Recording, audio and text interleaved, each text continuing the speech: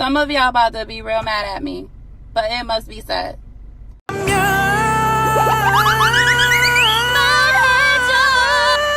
없어요.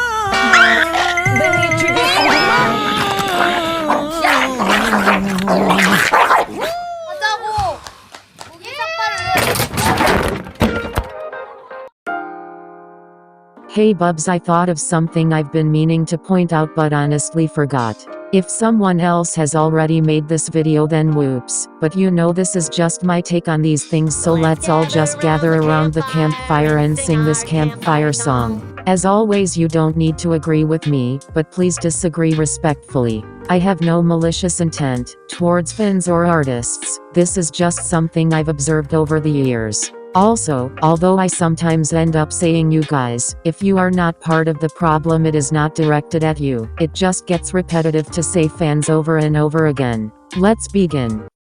They're a grown adult. I get that the original intent with this seems good at the surface because it is used to say that artists can do what they want with their bodies, whether that be smoking or drinking, etc., without having fans act like they have the authority to control their actions, which I agree with, but it's often used as an ironic excuse to baby artists and basically say that they can do whatever they want with no consequences. They are a grown adult. Yes, I hope so with how these groups are going these days, but that just means that they don't need random people coming to their defense all the time. This sentence doesn't relinquish artists of accountability, responsibility, or possible consequences for their actions.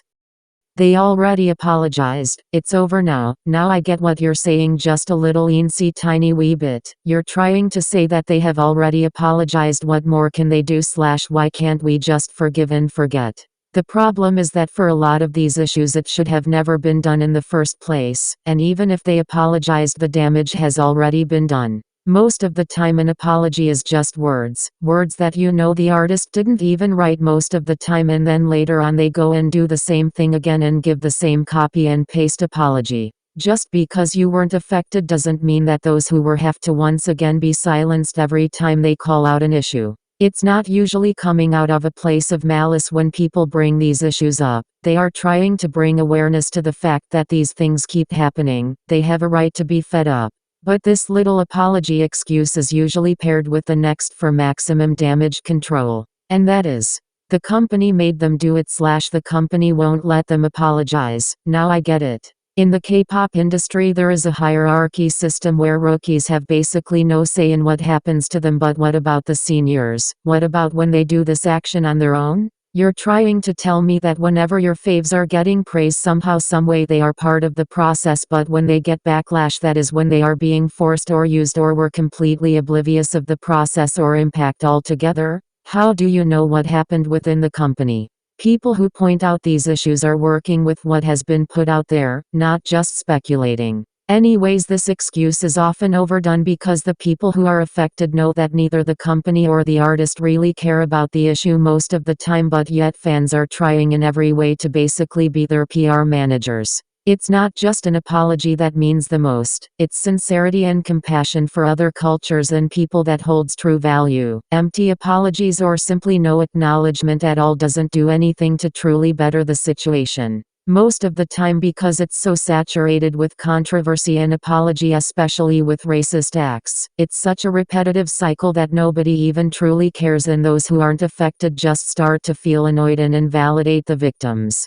Don't get me wrong, sometimes it genuinely was out of the artist's control and they can truly learn from their mistakes, but let's be real, it's just a rare case scenario at this point. The only times we usually ever see artists issue an apology is when the company starts to lose money or it is trending.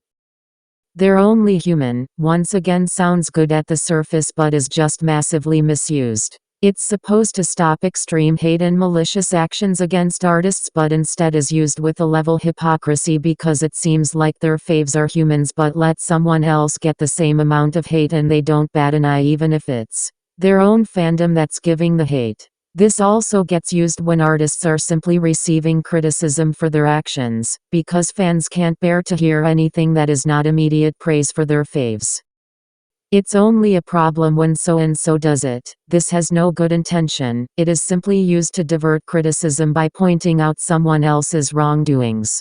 This is what happens when a fan base doesn't know how to justify an artist's actions and can only push the attention elsewhere while simultaneously making their faves look like a victim to unfair scrutiny in the process. Just because someone else committed the same wrong doesn't make it right. See the issue for what it is. But we should still support them even if insert controversy/mistreatment or else it's ruining their dreams. This is usually just a disguise made in order to justify fans supporting a toxic company, group, or let's be real, the industry. Saying well yes debuting minors is bad but they still work really hard so we should still support them rather than ruin their dream. We are not the ones who ruined their dream, the company and their legal guardians did for letting them enter that industry so young. And side note, as a fan you are not solely responsible for your artists succeeding. Like yes the streams and albums do a lot but it is not your job to make sure they keep theirs. You too have responsibilities and lots of fans use money they don't have to support K-pop and basically support K-pop more than themselves. Please take that burden off your shoulders.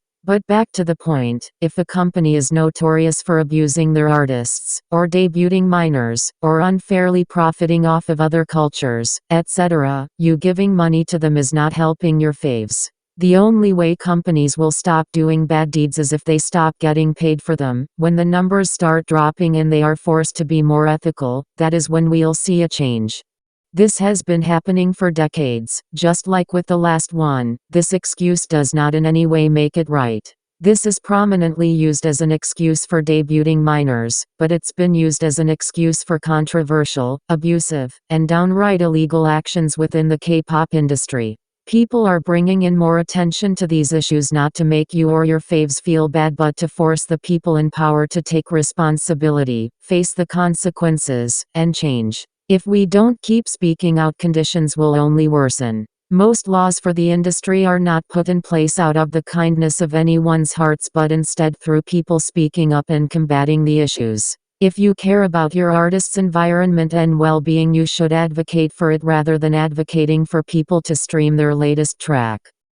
They do that in the West too. This is usually said when someone outside of the K-pop sphere has something to say about how toxic the industry is. I started seeing this when it came to videos usually titled The Dark Side of K-pop and also with how alarmed non-K-pop fans were with how often artists were fainting on stage. Let's get this clear, I don't deny that the Western industry is just as terrible as the K-pop industry but I don't use this as a way to condone the K-pop industry either, or either of the industries for that matter. Yes, it happens in the West too but we are not talking about that nor did anyone deny that it did. The point is that people bring attention to it so that we can stop this from happening in the future. But in defense of K-pop fans I know that lots of people used the toxicity of the K-pop industry as an excuse to be racist, xenophobic, and also to not only hate on K-pop fans but question their morality. I can recognize both sides of the story but still this excuse is being taken out of context and is overused.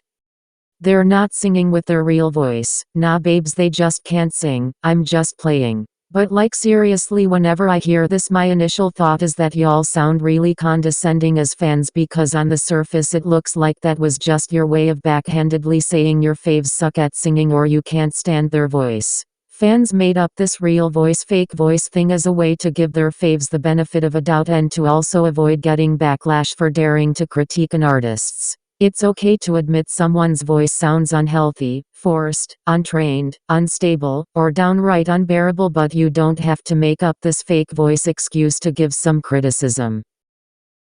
This music was made for insert condescending compliment people. This excuse is just goofy, like admit you're the only one who likes it and get on with life. No, it wasn't made for hot people, you just got insecure about your music taste. You felt alienated and so you decided to alienate everyone else so that you felt justified. It's not that serious and honestly neither is this excuse, it's just annoying. You just don't get it. This is very similar to the last one except that they mean the music is somehow beyond comprehension from the general public. That the song was made by such a musical genius we just couldn't possibly understand the true intentions of it. This can go for instrumentals, lyrics, music videos, or group lore. Now this excuse is not that big of a deal when it's left on its own, but it's just that there is usually a paragraph accompanying it.